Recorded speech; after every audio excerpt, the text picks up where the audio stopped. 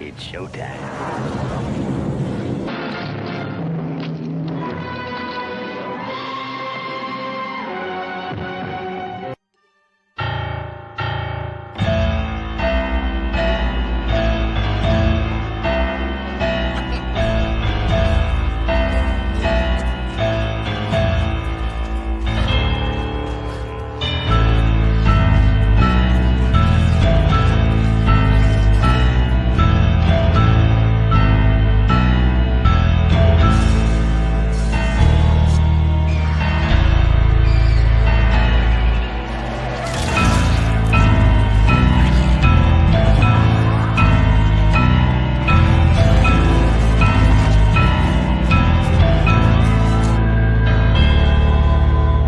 We have such sights to show you.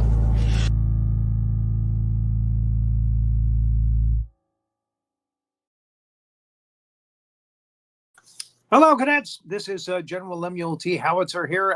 This is another episode of the Big Monster Briefing Room, and this is episode 162. We are doing a Christmas horror story, starring, of all people, Bill Shatner. William Shatner is in this. But I'm wearing my Christmas outfit here. This is my my red and my OD green hat, so I'm wearing red and green. Got it. So let me bring up Major Hazzard and Master Sergeant Havoc. I just love that Bill Shatner. He was so sexy back in the day, you know. And he went to real outer space on the Clock Rocket. That's right, he did. Did Bezos make that happen? Yeah, that was Jeff Bezos. Yeah. Oh man, I can't believe that. I thought he actually went on like a legitimate rocket, like a NASA rocket, but no, I guess it was Bezos' rocket that let him go up. Yeah, it was on the Yep. Clock Rocket. I just want to go out to outer space.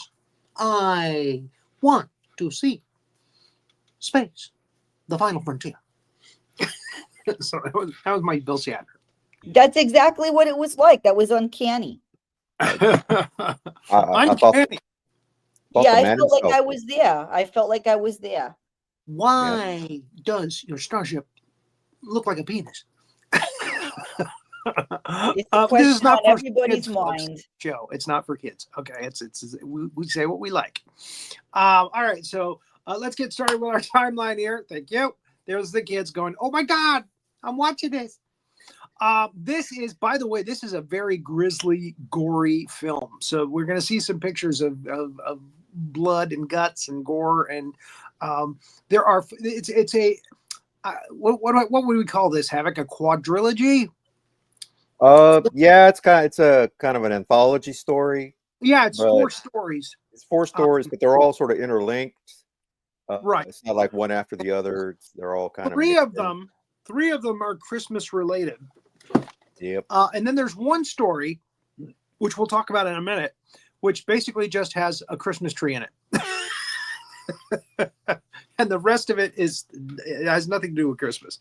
But it happens because they go out somewhere to get a Christmas tree. And that's what starts the events of that story. Anyway, Yep. we'll talk more about that when we get to it. Okay, so we'll start out with it'll be crazy. We got nice little graphics of the snowflakes and stuff. They look dangerous, like shurikens. We just did Santa's sleigh, by the way, on the last episode, and Santa Claus, played by Bill Goldberg, the wrestler, actually shurikened a person in the back with the star on the top of the tree, which that was probably the best bit in the movie. Okay, so after the credits, and we get a Christmas horror story, we open with our first story, Christmas Eve, and it's Santa's workshop at the North Pole, and Santa is all cut up. And he's been fighting, and he's looking around. Santa Claus is played by George Buza.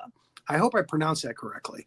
He's a Canadian actor. He's a voice actor. He does a lot of voices for like Marvel cartoons and stuff. So he's an interesting pick to play Santa, and he looks great. You know, he got kind of the Nordic braids and stuff in his hair, and the Santa Claus outfit is actually kind of badass in this. They also have a Krampus in this movie. See, the outfit is pretty cool looking. So he's basically Father Christmas. There's a Krampus in this as well, and of the Krampus movies that I've seen, it's a pretty cool looking Krampus. So you got to give them points for that. The makeup effects department that created it, it's done with practical effects. I'm pretty sure. It looks pretty damn good. Yeah, they could have they could have used that CGI stuff, but I think they chose to use a actual practical suit. Yeah. So mix it more, a little more Decapitated gnome here too. Sorry. decapitated gnome. Well, that kind of fits in the theme of the movie, though. Yes, it does. Look at that. Well, Decapitated Santa. see a little bit of decapitation going on here in a second here. Right.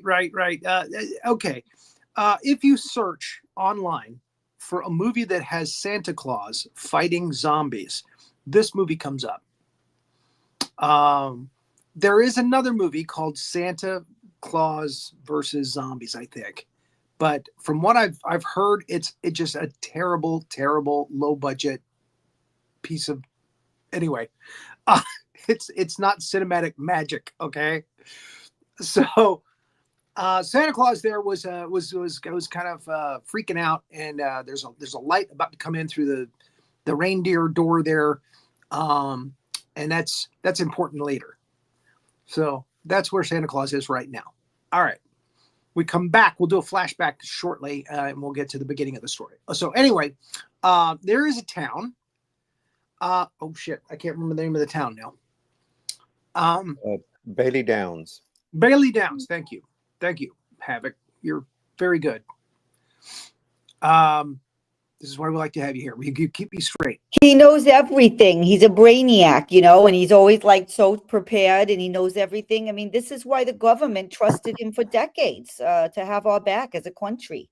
That's right. Behind every good general, there is a good team that knows what and behind every abominable snowman, there's a Master Sergeant Havoc getting ready to protect us. Yep, that's right. Yeah. Come from? Don't know. Because he's spent time out there. He goes into the field. He's like a rugged man. He goes out and he's in the field a lot, doing a lot of the research and voice defense stuff. I do a lot of research. A lot of research all the time with the research. Yep. Sorry, I just had some omega-3 trail mix. So, see, while you were having the omega-3 trail mix, he was protecting us from the Yeti, So I'm just saying, he's very prepared. The great value. Be careful with those omegas, General. You don't want to have any problem with the omegas. Well, I got to keep healthy. You gotta, but just don't have them. Don't choke on an omega. That happened to me one time. It was crazy. Choke on an omega? Excuse me. Oh, that was something else. I apologize. Sorry. It did involve peanut butter. Let's not talk about it. Let's put our attention back on the Shat. I just love the Shat. Why do you call him the Shat? He's the Shat. Come on. We all know that he's the British Shat. past tense of shit. I just shat myself. Well, he's. Do you realize shizzle. what you're calling the man? That's what he's the shizzle. I just shat my pants. Master Sergeant Havoc knows exactly what I'm talking about. Sadly, I do. He knows. Sorry for the smell. I just shat myself. This is William Shatner. William Shatner insists that it's he insists that it's called sabotage. Have you heard that audio? He says sabotage, and he stands by it as a voice actor. He doesn't think it's sabotage. He thinks it's sabotage. And you can listen to him arguing with the director. Sabotage. Sabotage. It's like succotash. Oh, my. So, Shatner in this is playing Dangerous Dan, who is a radio disc jockey in this Bailey Downs, whatever called the town. He's kind of this was I know how this happened. This is like, we'll give you $10,000 to do a day shoot, just one day. And we talked about this in the last film too, Santa's Sleigh. There's a scene at the beginning of the film where they've got James Caan, Fran Drescher, the nanny, Chris Kattan from Saturday Night Live, Rebecca Gayheart. They got all these people in one scene at the beginning of the film, but they're only in the movie for like 5 minutes.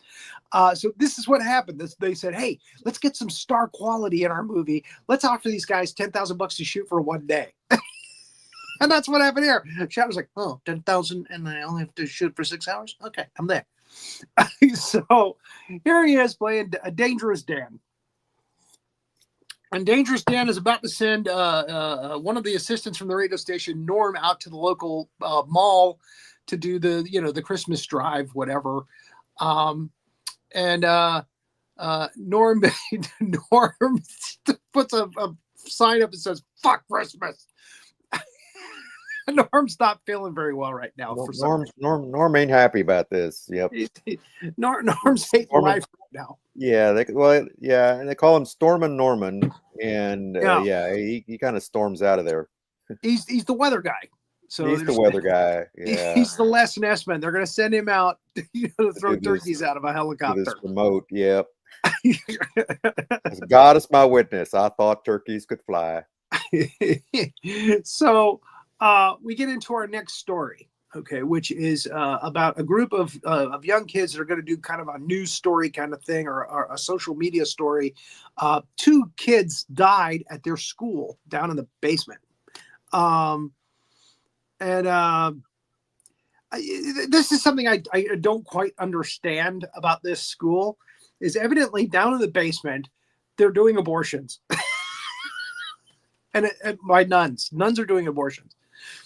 And there are some kind of strange, bizarre phenomena that happens that kills 2 students. Yeah. Well, the backstory is that this school used to be part of it used to be a convent. Okay. And there was a section where they housed the unwed mothers. This was like back in the 50s or something, or 40s. Yeah. And one of the girls decided to have an abortion. And so that's kind of what becomes the part of the story here. I don't think she decided to do it. I think they decided to do it. Well, she claimed that she hadn't had, relations, and that it was just kind of a miracle. And they were like, yeah, right. Whatever. Yeah, well, we're going to abort. Okay, so they are meeting outside the school. The keys are given to them by their friend, played by Caprice Bauer, played by Amy Forsyth. Dylan is the driver, played by Shannon Cook. Ben is kind of the nerdy cameraman guy. He's played by Alex Ozeroy. What a name, Ozeroy Meyer. And then we have Molly. Molly is played by Zoe DeGrand. And again, back at this time, she was jailbait, so I'm not going to give her, but I'll give her a growl for today because it's been like 6 years. No, actually, it's been almost 10 years. So she looks great today. Anyway, Zoe is playing Molly in this, and Molly is the one who wants to do this story. She wants to do this social media story, and she's pulled these other guys into it. So again, they watched the video of a police officer. His name is Scott. Investigating this, and he starts, a song pops into his head, like a Christmas song pops into his head. He starts singing it, and unto us is born a child, blah blah blah blah, and there's that writing in blood on the wall. So they find the 2 bodies, and we find out later that Scott is one of the main characters of one of the other stories, and he's traumatized from this. He wasn't expecting to see this grisly kind of, hey, you signed up to be a cop. You're going to see some gross stuff, So anyway, Caprice shows up, and she's Dylan's girlfriend. And she comes from a kind of a well-to-do family. And, they're doing a little smoochy outside there. And, the others are reacting. And, oh, by the way, this was a very good, that first shot of the top left of her showing up at the window. That was a nice little smash scare. they're all kind of creeping out about what they saw in the video, and all of a sudden, boom, there she is. Hey, and it makes you jump scare. It's a jump scare. So anyway, she goes, I got to go with my family now. And her family is kind of like the Griswolds. I don't know why I thought that when I was watching this, but there they are in the car. The father's an idiot. The mother is kind of, you're like, what is she doing with him? The son in the back seat is just like, he's kind of a snot. He's a bad boy. And then you've got her, and she's kind of, uppity, got her nose up in the air kind of thing. Rich kid. So, the family, Taylor's played by Jeff Clark. That's the father. Diane, his wife's played by Michelle Nolden. These are two actors that we've done a lot of TV. They show up in a lot of TV shows, so you probably recognize them when you see them. Duncan is the little kid, the little snotty kid, brat. Percy Hines White. When I first saw his name, I was Hyde White. Is he related to? No, he's not related to Hyde. It's Hines White. So anyway, they're going to see their aunt, their great aunt Etta, and she's got a lot of money. She's got a mansion. She's got a lot of money, and he's going to try to grift his aunt. Is basically for Christmas, but he hasn't told them that yet. His family, he's going to embarrass them by doing that. When they get there, hey, it's Christmas. We thought we'd come and say hi. Well, you should have announced yourself when you came. Anyway, we haven't gotten there yet. So, here we have Scott, that police officer we just saw, and Kim. He's played by Adrian Holmes.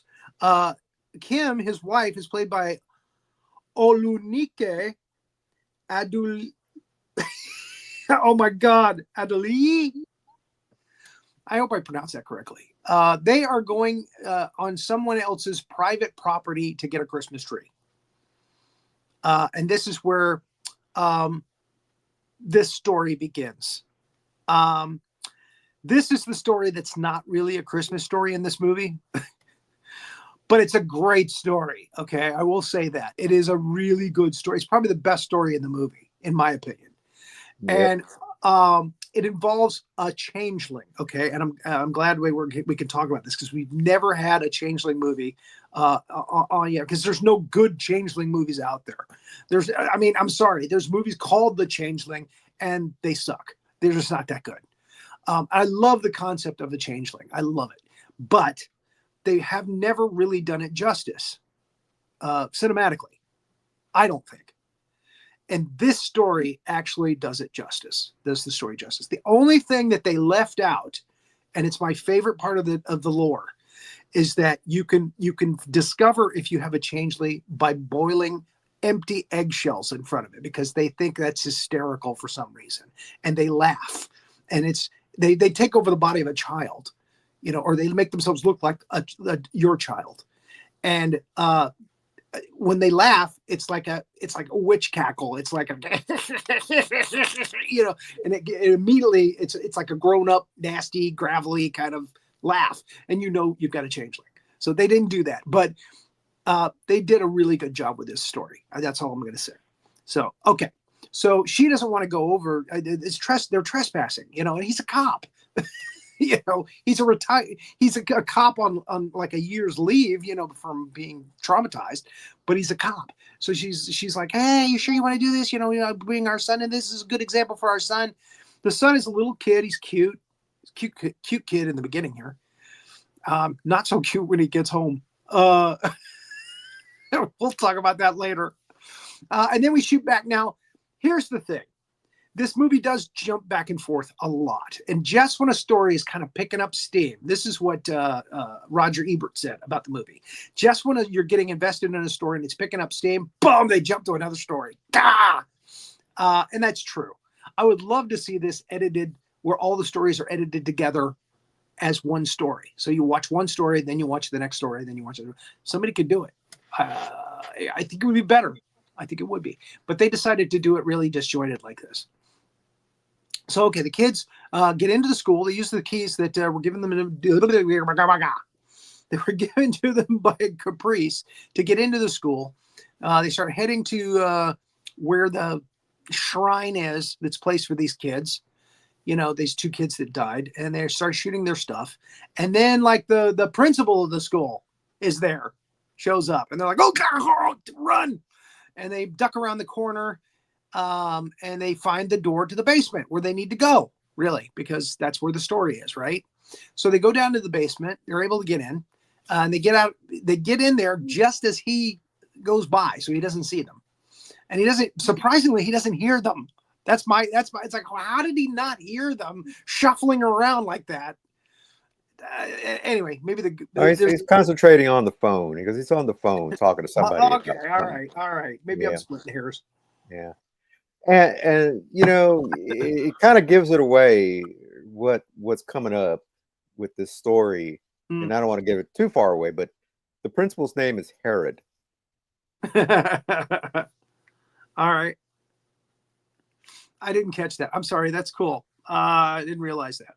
Yep. So, yeah, they go downstairs, and they got their lights for the cameras and stuff on, and flashlights and everything. They go down. They got their mobile phones with them. This was made when there were mobile phones. But, okay, we'll get to that when we get there. That's later. Then we get back to the family shows up at Aunt Edda's house, and Gerhardt, her servant guy, butler, whatever you want to call him, he's outside, he's chopping wood, and he doesn't look happy that they've arrived. Aunt Edda doesn't look happy that they've arrived. The dad is trying to do his best, Taylor, he's trying to do his best to see if he can get off and pitch some crazy money-making scheme to her. And the wife is like, oh my God, he's not going to do it. Yes, he is. Oh my God. She's embarrassed. And the kid is playing with a Krampus figure that looks pretty expensive. And the aunt is like, oh, but please don't play with that. And the daughter, when that happens, it turns out she's a kleptomaniac. She steals something off the table there and puts it in her pocket. So later she confesses that she's a kleptomaniac. She's been a kleptomaniac for a while, and she stole something from Aunt Edda's house. Gerhardt shows up and starts leading hell on the boy, Duncan. Now, Gerhardt, if he looks familiar to you, if you watch the TV show Supernatural, he plays Death. He plays the Reaper, the Grim Reaper on Supernatural. He's been in 3 or 4 episodes until he dies. They actually kill the Reaper. And who reaps the Reaper? That's the whole thing. So he's actually very good as the Reaper, Death, on that show in the few episodes that he's in. I just want to point that out. So Duncan is being a total butthead, and he goes, and he purposely, I mean, it's very clear, he purposely knocks the thing onto the floor, breaking it. Really pissing off Gerhardt. And that's important that we know that Gerhardt is really, really pissed off. I just want to say that. I don't want to spoil too much just yet. We are the Cliff Notes of horror films, folks. So we're going to show you from the beginning to the end. So if you don't want spoilers for a movie, don't watch till the end, because we are going to show you from the beginning to the end this movie in slides. That's what we do. So if you haven't seen the movie and you can't find it online somewhere, then you can watch this and you'll know what's going on with it. So Gerhardt is very upset with the little boy. He's a very naughty little boy. And look at that face. Oh, how can you be mad at that face, huh? So now the aunt is like, I think you should go now. So that's it.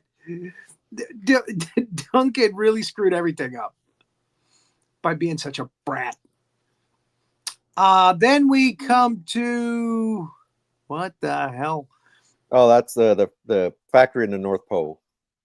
Oh, okay. We're back to Santa Claus. There we go. All right. So the elves are making toys and stuff. Yeah. And Mrs. Claus shows up and she's got cookies. And one of the elves is not feeling well. And she tries to give him a cookie. And this was a great bit. He calls her some kind of reindeer sucking. He just curses like a sailor and just goes off on Mrs. Claus. It's so funny. And then he just, for no reason, he just chops his hand. He cuts into his hand, and the blood gets all over the other elves. And he dies. And Santa's like, what's going on? And the other elves is like, he's dead. Elves don't die, do they? No. So they're all like mystified. They don't know what the hell's going on. Something's not right. so he's dead. Then we have the tree. They're dragging the tree back. Scott and Kim are dragging the tree back to the house, or back to the truck, I should say.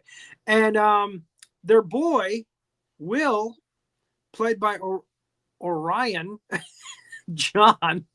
It's Orion, right? That's how I pronounce it. It's not Orion. It's Orion, right? Well, I've heard it both ways, but mostly Orion. All right. So he hears something and goes puttering off into the woods and gets lost. As kids will do. Yeah. So, and they're not paying attention because they're dragging a big damn tree, to the car. So they realize he's not with them, and they go looking around, and they're all panicked and everything. And Scott looks into a giant hole that's in a tree, and there's Will in the tree. He pulls him out, and they take him home. And he's, they're freaking out, and Scott is a kind of a strict father, I think. Kim is very protective. She's very protective of Will. So that kind of throws a wedge in between them. And they are being watched by the owner of the property, Big Earl, played by A.C. Peterson. I was going to say, things are pretty bad when Steve Bannon shows up. He does look like Steve Bannon, doesn't he? Who's the guy that was, oh, damn it, I can't remember his name. He's a great character actor. He's been in a lot of stuff. But the one that really sticks out in my mind is he's the guy that taunts Carl in the insane asylum in Sling Blade.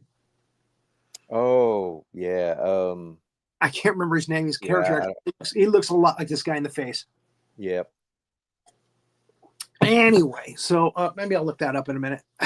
So Big Earl is not happy. He's not happy because they're taking something off of his property, and it's not a Christmas tree. They got a changeling. They got something that came out of that tree. It wasn't their son. Oh, my God. Why me? IMDb. Stop it.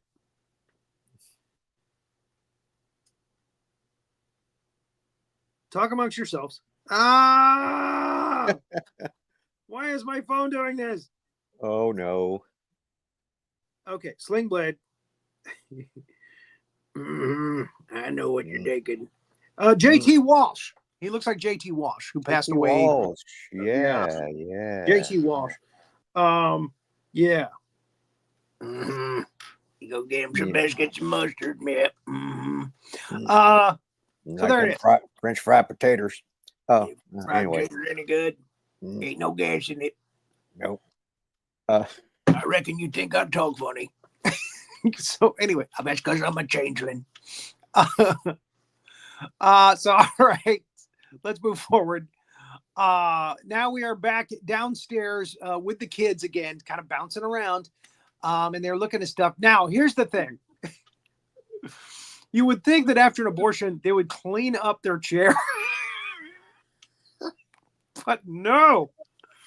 Well, yeah.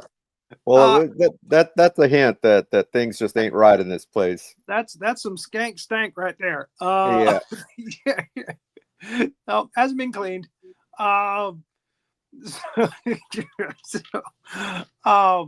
So yeah, they're just kind of going through there. The reason I say that is because they keep showing that chair with the blood stain on it. Like they show it like a lot later on. They keep going back to it. Like, oh, there's the chair again.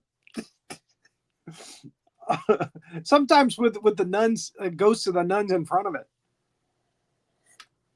A lot of ghosts down here. So, Yeah. okay. Ben is looking like he's on Stranger Things here. I don't know. He just looks like one of the kids from Stranger Things to me here. So again, they're just trying to find out what the hell's going on so they can add to their story, their social media thing. And they're cutting into people's rooms.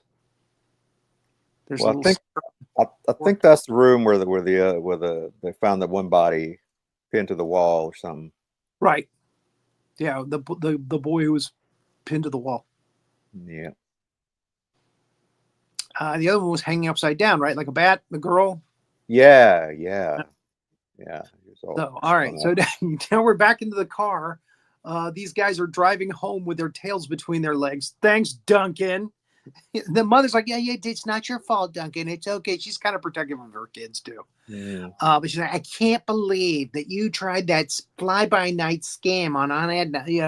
And they're just going off on each other. And then a Krampus runs in front of their car. It's a Krampus.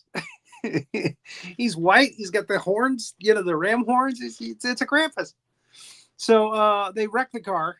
They spin around in the snow, and the tires are spinning in the snow. They can't get traction, so they go, great. And then they get out of the car and they hear and then it skips the other story, back down into the basement.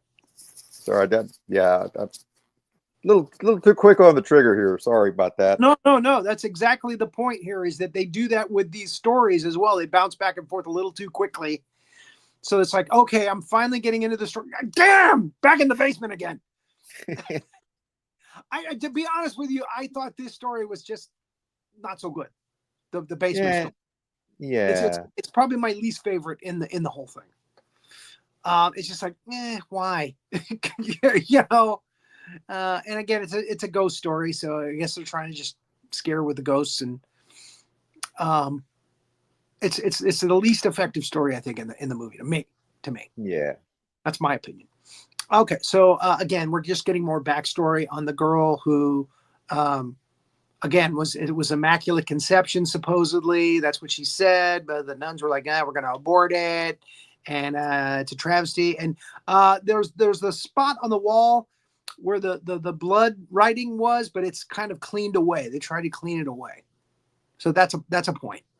Because later they go back to that wall and it's written in blood again on the wall, and it looks fresh. So we're seeing creepy things, to kind of up the tension, but they just keep changing to other stories, taking away that tension. Again, I think like Trilogy of Terror, I think they should have just done each story separately and had Bill Shatner lead us into it. That would have made more sense. But I think they're fans of Pulp Fiction and wanted to do it. Well, even in Pulp Fiction, the stories are not disjointed like that. They're out of sequence, but they're all. I mean, you watch one story all through, you don't lose steam at all, and then you get the other story. Again, I'm harping on this a little too much, maybe. All right, so let's move forward. We get some creepy atmospheric stuff. Dylan. Yeah. Well, Dylan, they get locked in. That's why they're. Oh, that's right. They can't open the door, even though they got the keys. They can't for some reason open the door from this side, and there's no mobile phone reception. They can't get anything on their mobile phones, all of them, and they know that they have reception when they came in. And then we go to Scott and Kim's place, and Will. And Will is seriously scarfing down some spaghetti. This kid is he's just going to town on a thing of spaghetti. And Scott's like, hey, man, you want to slow down? And she's like, hey, just slow down, chew it up carefully. And Scott's like, yeah, well, you champ, you better slow down. And then he sticks him with a fork, Scott, his dad. He doesn't growl at him. He's not talking. That's important too. And they don't address that. He's being very quiet. So he's not talking, and he sticks Scott in the hand, and not happy. Scott's not happy about that. And another fight between him and Kim. and she, is protective of her boy. Look at him, just spaghetti flying in all directions. To be fair, I mean, that's a big ass plate of spaghetti. I mean, he wants more. Well, he served that. I think he served that up himself. There's a center plate on the table. I think he served that up himself. He like took it all and started eating it. So he's a changeling. He doesn't know any better. Just a spirit from the forest. Bill Shatner again, Dangerous Dan, and evidently there's something has started to happen out at the a mall. Something tragic. He's not sure what it is. He's saying, keep tuned. I'll try to tell you as I hear what's going on. Something's going on at the mall. So we hope that Storm and Norman is okay. And he's going to probably report back to us real soon. And then we jump to Santa Claus. And Santa is watching the elves very carefully. And he's like, yes, the elves are dying and they're becoming zombies. So, yes, we're going to get elf zombies. Awesome. So he tells his wife, you got to go hide. Okay. Go hide somewhere. And I'll find you later. But I have to take care of this. I have to fight these zombies. And that's when they start busting in. And they're real gnarly looking. They got zombie kind of fangs now. Actually, they're kind of like ghouls, actually. Because they got the pointy ears already. Yeah. But the sharp teeth and everything, that looks like a ghoul, actually. So maybe, you know what? I'm not sure if they ever do say zombies in this film. It's just what everybody's been saying who talks about the film. Oh, Santa Claus killing zombie elves. So maybe they've turned, Krampus has turned them into ghouls. Maybe that's what it is. Interesting. In which case, this is an excellent ghoul story. So, all right. So they're busting in. The elf that first got the blood to the face, the one that said he's dead, he comes busting in. He's got a nice elf beard there. And he's all bloody. And I don't know if they've been biting each other or what's causing them to be so bloody, but maybe they spit up blood. I don't know. But yeah, they all have kind of like blood around their mouths. And he chops off the top of his head. That's what you meant by the decapitated gnome joke. Yeah. This is the elf I'm drinking out of. This is a ghoulified elf, zombie elf. So they all start attacking Santa, and Santa's, laying waste to these elves. It's great. And then we go back to the basement. Again, they're looking for more information for their social media thing because they can't figure out how to get out. It's dark now. They find another kind of storage area down there, and they kind of hang out there by candlelight. They're getting worried that they can't get out, and what are they going to do to feed themselves? Blah blah blah blah. And Dylan goes to take a whiz, and we are led to believe that Dylan is going to die here. I mean, it's very intense. And then Molly sees a ghost girl behind Ben. She sees a ghost girl, freaks out. She screams. That brings Dylan back. Dylan could have died, but that brings him back to them, which is good. They shouldn't split up. Not in this place. And what are we looking at here? Are we back now they find they find this girl. There's a girl. Yeah, they're still in the basement or they're in the basement still. Okay. They find a girl?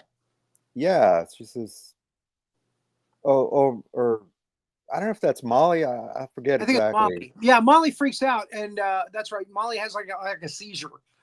Right. That's right. And the two guys are freaking out. That's what it is. Yeah. Sorry. I thought we were back to the outside in the woods. Not yet. No, we're back in Scott's house, and Scott and Kim are fighting about Will. And Will's paying very close attention. He's not liking Scott's aggressiveness, and neither is Kim. So she protects him. And Scott goes out into the living room to drink because that's what he's been doing lately in this time off that he's had from the department. He's been drinking to deal with his, what he has to deal with his inner demons from finding those 2 dead kids in the school.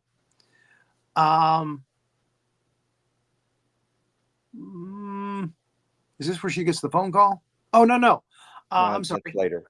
They put Will to bed, and he is kind of drunk now, so he's kind of horny, and he's telling Kim, let's do the nasty, let's do a little ficky waka, huh?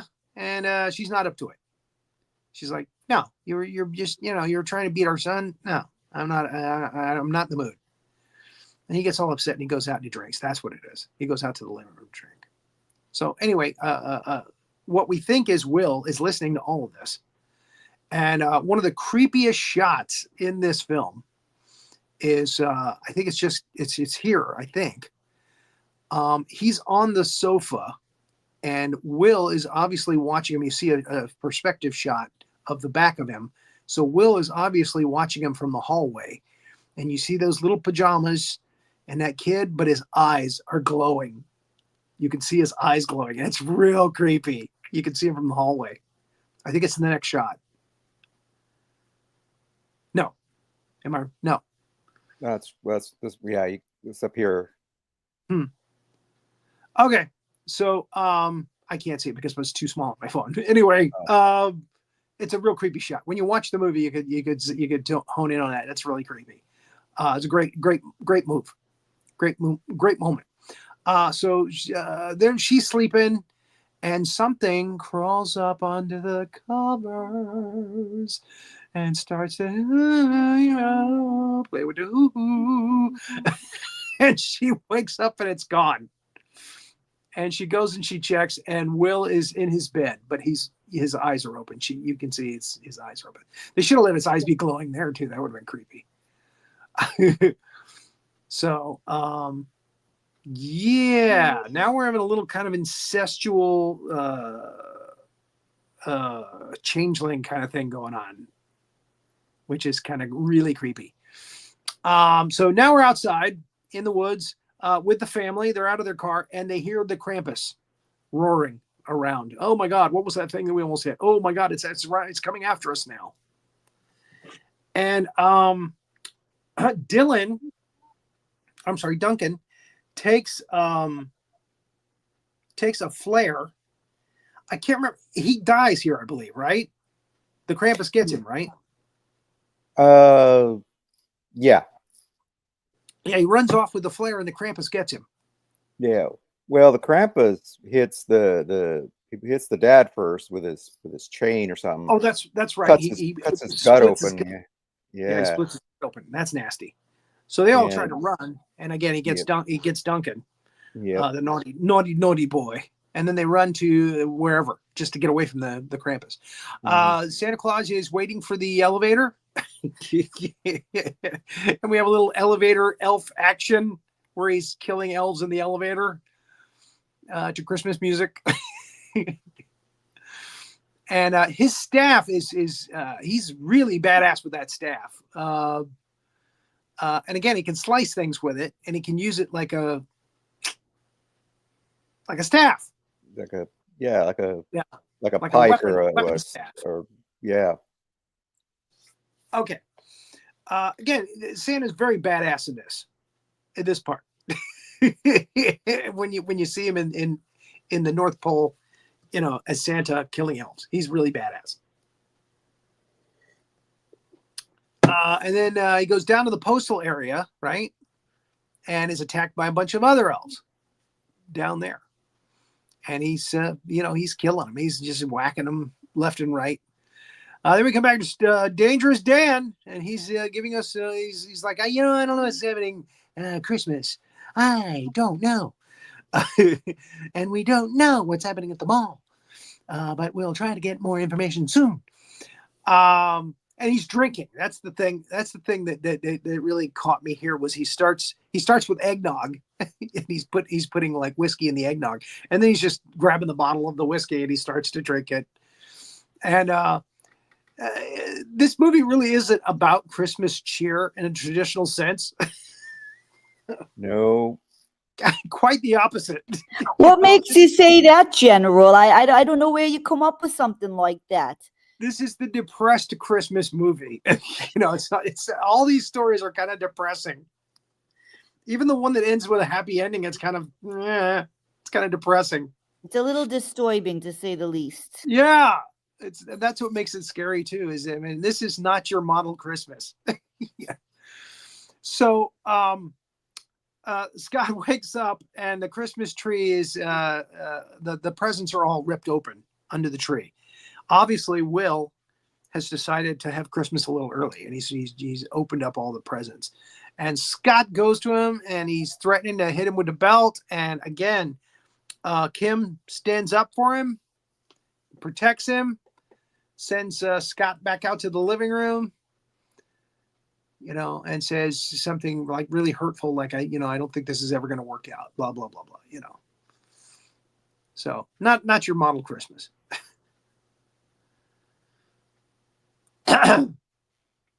So he has to go out and drink again. He starts drinking again. Oh, maybe this is where we see the out of him from the hallway. Yes, that's right. This is where we see it. So she gets a phone call, and it's Big Earl. And Big Earl is like, I saw you on my property. And she's like, oh, we're sorry about the tree. And he's like, no, I don't want to talk about that. What you brought home was not your son. What do you mean?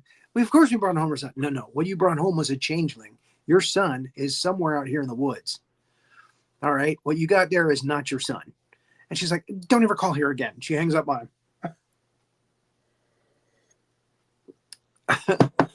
So, what do we have here? We're back in the basement. Back in the basement. They're watching. They're all kind of nodding at this point, I think. Yep. And the ghost, I think, jumps into Molly. Is it Molly's body? Yes. I keep getting Amy mixed up with Molly. Amy is the one from the family. Mm-hmm. Molly and they start to experience weird stuff here. They start to see things. They start to see visions. Yeah. Molly comes on to Dylan, trying to get him to have sex with her, and he's like, "No, I'm a happy guy. I'm happy with my girl, Amy. I'm sorry." And that goes over like a fart in a diving helmet. And here.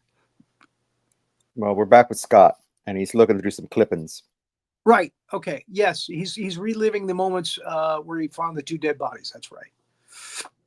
And that's not good. And she's doing some computer work where she's checking out changelings. And that's smart. So she's doing that, and she's not liking what she's seeing. No, this is the hallway scene you're talking about. Okay, there it is. I guess we passed by the shower scene where Will was watching her when she was taking a shower, and she didn't like that. Which come on, that's kind of creepy. Yeah. So anyway, that happened. So again, it's kind of an incestuous kind of. I'm a changeling, and I want a woman now. I've never had spaghetti before. I've never had a woman. So it ups the creepy factor like 100 times in this story. Again, great changeling story, and again, that's a great bit, great shot. Him watching over with the glowing eyes. Mm-hmm. Okay, so Kim hears a commotion in the living room. And she goes out there and she finds Scott with the belt wrapped around his neck. He's been strangled and his hand has been cut off. and he's just lying there by the Christmas tree like a present. And she looks over, and Will is just totally playing with stuff that he unwrapped under the tree, and he's totally unaffected by what's going on. So obviously he's responsible, and he doesn't care. And she's freaked out. Who wouldn't be? Our family outside, which the three that are left, they find a church, and they run to the church, and they get in the church. The father's bleeding out. He's not of this world for much longer if he doesn't get help. So he's bleeding out, and he kind of confesses. He confesses his sins to the others here. And this is the pattern. Once you confess, Krampus gets you. A chain comes through the window, wraps around him, and pulls him out. And the father's gone. He's dead. He's gone. The mother and the daughter, run into the confessional to hide because Krampus is going to come in. He's going to come inside. So they're hiding in the confessional. And the Krampus does enter. And there's the Krampus. And he looks pretty badass. Yeah. He's a buff guy. It's kind of a Lou Ferrigno kind of thing. They got a buff actor to play him, which is Rob Archer. And then they just kind of put some, white yak hair over his shoulders. They did up his head with the horns and everything. And he looks pretty badass actually. And he carries the chain with the hook on the end of it to go to grab people. And evidently in this movie, the Krampus is all about hate, Christmas hate. If you get really hateful at Christmas time, you might turn into a Krampus. So there you go. And you might get a Krampus in your foot or your calf if you don't get enough potassium in your diet. That's right. I don't know why I even said that. That is the dumbest joke I think I've ever said on this show. Why? Why did I do that? I had to take it there. I had to do a Krampus joke. So, all right. So they're hiding from the Krampus, and his tongue is coming up underneath the, he's got a really long tongue, like Gene Simmons, except longer. It comes up under the confessional, the bottom, and they're freaking out. But we're going to change to another story in a second. Are we downstairs? We're back in the basement. We're back in the basement. Okay. So now, I keep wanting to say Kim, but that's the wife, the mother. It's Molly. Molly. Now comes on to Dylan. I'm sorry, not Dylan. She already Ben. came on. Ben. She's coming on to Ben now. And Ben is more receptive because Ben has never had a girl before. That's my guess. So,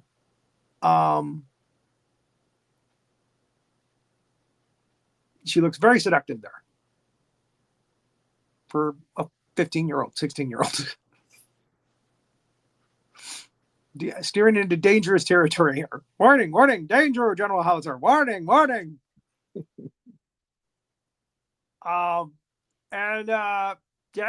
She just jumps on it. Oh yeah, ride the pony. Jump on it. Yeah, there we go. Yeah. She puts him down in a chair and she does a little pole dance.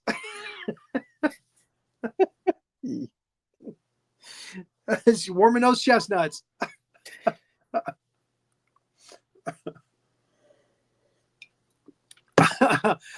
It's over very quickly because, again, he's never had a girl before. Then once she gets off of him, a look comes on her face like she wakes up. She's like, "What did you do to me?" And oh, you're gonna pull that card, are you? Yeah, I know. Yeah, look, see there. That is the face of a girl that just knows she's done something naughty. What did we just do? What did you do to me? Where's Dylan?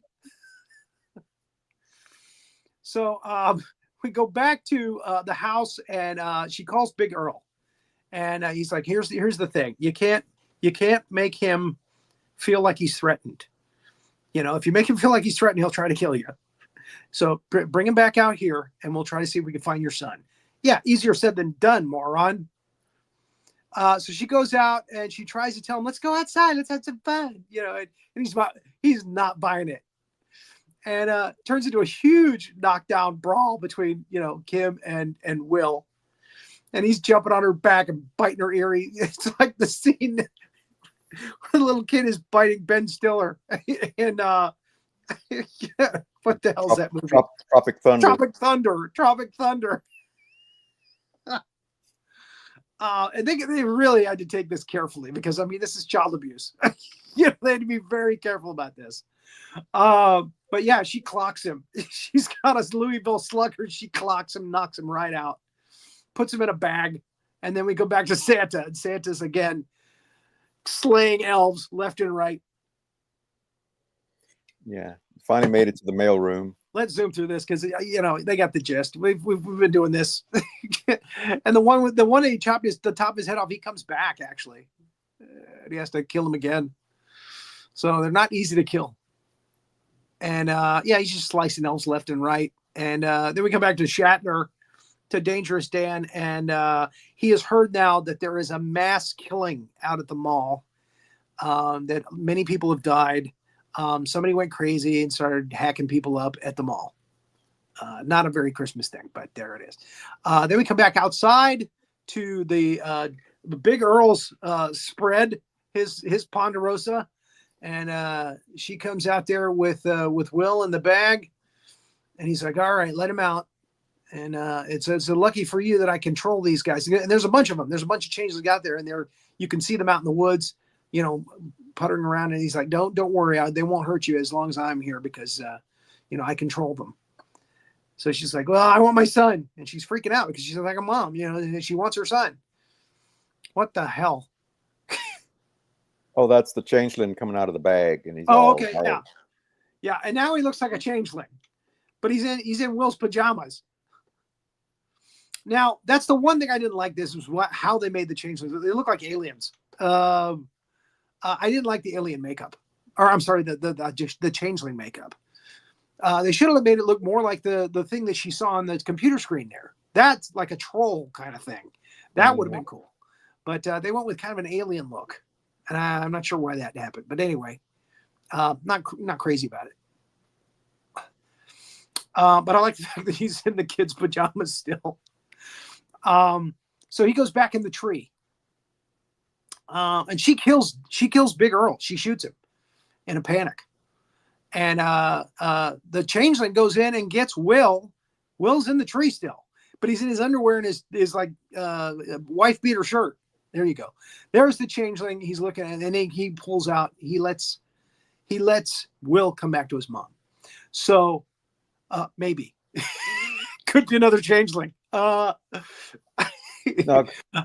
because he talks. So okay, yeah, he does talk. That's right. So it's a happy ending there in the respect that Will and his mother are reunited, and if he doesn't freeze to death by the time she gets him home, then they got to clean up Scott's body and explain what happened to Scott, and hopefully they won't go to jail.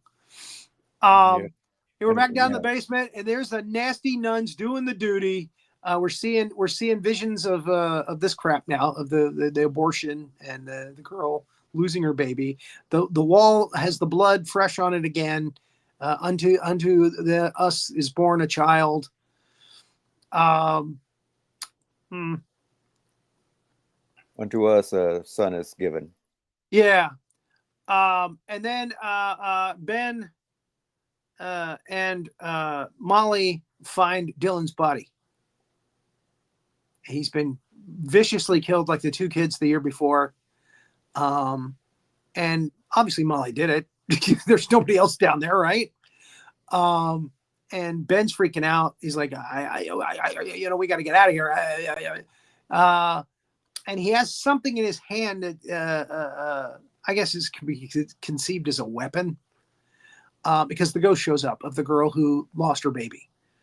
And she sees that in his hand, and she freaks out, and he levitates and is pinned to the wall. She kills him. She kills Ben. Just like she, the year before, she put somebody into the wall, I guess, pinned them to the wall. And the door opens and you got phone reception all of a sudden. So Molly's able to leave with her baby. She's pregnant. I mean, they make that pretty obvious. Okay, so now we jump forward to Aunt Edda's house. Okay, the mother has been killed by Krampus. She makes her confession. She's been killed by Krampus, and Amy, Amy, or is it Caprice? Yeah, Amy, right? No, Amy, yeah. Caprice Bauer. Amy, or Caprice, Amy, rather. the actress. Yeah. I've got to switch. Yeah. Caprice Bauer. Caprice has run all the way from the church back to Aunt Edda's house. So evidently they didn't drive very far. And outside Aunt Edda's house, damn, we went over an hour. Shit. She sees the Krampus. She's looking in the window. She's trying to, get in the house, and the Krampus comes. And luckily, Amy finds the area where Gerhardt was, doing the wood, getting the firewood ready, and there's a can of gas there too. And the Krampus lunges at her, and she pulls up some kind of like thing that is like a stake, like a piece of the fence or something, or something, and it goes right through his throat. She puts the thing right through the Krampus's throat. And then she pours gasoline on him, and the thing that she stole from the table, I think, was a lighter. Mm-hmm. And she lights him up. So she lights up the Krampus. And it turns out that the Krampus was Gerhardt. Gerhardt got so angry at little Duncan, that little naughty boy, he turned into a Krampus. And Aunt Edda explains that. And then Caprice says, well, wait a minute. After that happened, you made us leave, knowing that he was going to be out there as a Krampus. You put us out there in his sights. So she gets angry.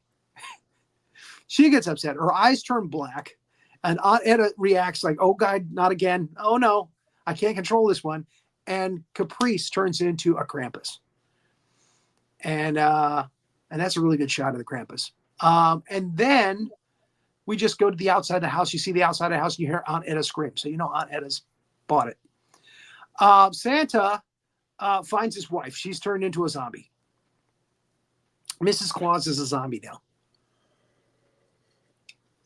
And we go back to the beginning of the movie where Santa was looking at that doorway with the light coming through, and Krampus is there.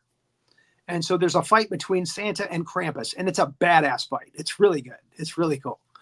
And Krampus is wrapping up Santa in his chain with his hook. Santa's using his staff to knock Krampus in the next week. And it's a really cool fight. And he gets Krampus down on the ground. And Krampus looks up and he goes, please don't kill me. And Santa's like, what? He's freaking out. He's like, well, wait a minute. And Krampus wouldn't say that. And it turns out that we're at the mall.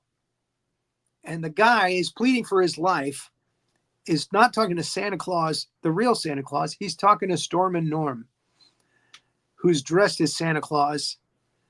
And it's all this time that this whole thing with the zombie elves, the ghoul elves, whatever you want to call them, it was just Norman fantasizing. And he's killed all these people at the mall thinking he's Santa Claus, and he's got a hatchet there, and he's chopping people up because he thinks they're zombie elves. He's freaking lost it. He's gone completely nuts. And he looks around, and the cops show up, and they got their guns drawn. They're gonna shoot him, and he's like, hey, dude, that guy. He holds up the axe, and they shoot him. And he falls over dead. And we see Dangerous Dan. He's like, well, I have no idea what's going on. And we do a little flashback with Norman's life. He goes through. He's in he's putting the Santa outfit on in the bathroom, and he's like, fuck Christmas, whatever. And again, it was all a ruse. It was all a fantasy. The whole Santa Claus thing. And we get the end credits. So that is A Christmas Horror Story, folks. It's a very, very scary anthology with stories. And again, even though there was very little Christmas in the Changeling story is a very good story. So I give it an A for that. So thank you for joining us for our Christmas holiday double feature. The last one being Santa's Sleigh, and this one being A Christmas Horror Story. We hope you have a great holiday season, not like the poor people in this movie. And this is the last show of the year for us. Enjoy the rest of your holiday. We'll come back in January, probably second week in January, to do I think the Phantom of the Opera, the original Phantom of the Opera, Lon Chaney. So we'll be back with that one, and we'll have some fun with that. Hazzard, are you there? I'm here. Happy holidays to everybody. Yeah. And even though it's the holidays, keep an eye out for those big monsters. If you've learned nothing from this one. That's right. Keep an eye out for those big monsters. Perfect. Yes. This here's Master Sergeant Havoc. Thank you for watching this episode of the Big Monster Briefing Room. Now, why don't you go ahead and give us a like and subscribe to our channel and ring that notification bell next time a big old giant monster comes calling. See y'all later.